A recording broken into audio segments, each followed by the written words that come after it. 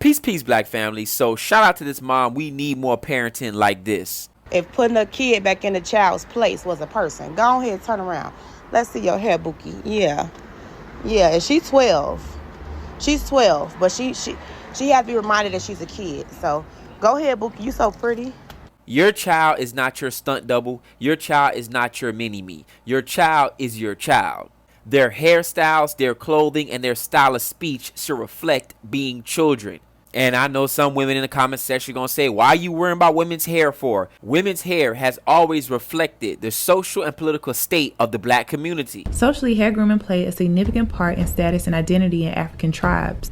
It was a way to identify someone's social status based on ethnicity, social rank, age, marital status, wealth, fertility, manhood, religion, and death.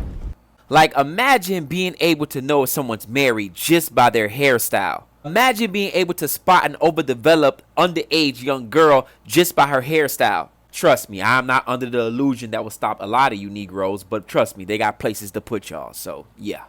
Essentially, these hairstyles that we wear are not just fashionable things to put on our head, but they're also political and social statements. There's a great book on this called 400 Years Without a Comb, and it details our hair story. Because our hair, like everything else on this planet, has a backstory and has a history attached to it.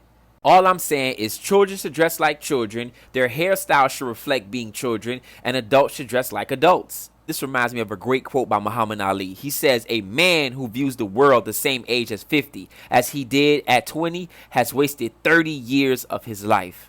When we have all the evidence, we have all the research, we have all the medical and science information that says that the human brain don't develop to at or around 25. If you factor in child trauma, you factor in the abuse, you factor in neglect, that brain may not develop to 30. That's why you hear these like Jay-Z and them hollering 40 is the new 30. That's the lack of brain development for us to even think to process that. 30 is the new 20. That's us really saying we're really There's no way the 30 can be the new 20. You have to think backwards. But you taking it out of context. No, I'm not. What's in a man's heart come out his mouth. If you say 40 is the new 30, you don't, so that means you're a 40-year-old, you still looking 30? That's the problem with the black man. He won't grow up. There's this psychiatrist, a lady named Dr. Frances Cress Welsing. She has a theory about the black man in America. She says that because of the system of racism, the black man in this country has been made to think of himself as a baby, a not yet fully formed being who has not realized his full potential.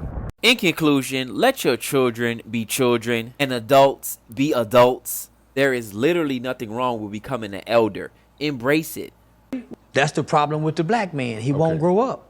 He won't grow up. He still want to be 40 and live like he's 30. What's wrong with being 40 and living like you're 40? Why you still want to live younger? The goal is to grow old, not get younger. So the goal ain't to keep all my black hair.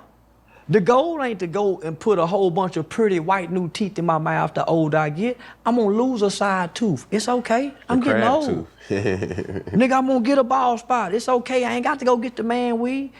So that's what's happening, homie. We shaming old. So that's why the old niggas saying, "Oh, look at you, old nigga," because we shame to be old. So our kids shame the old. Ain't nothing wrong with 40 being 40, my nigga. Yeah.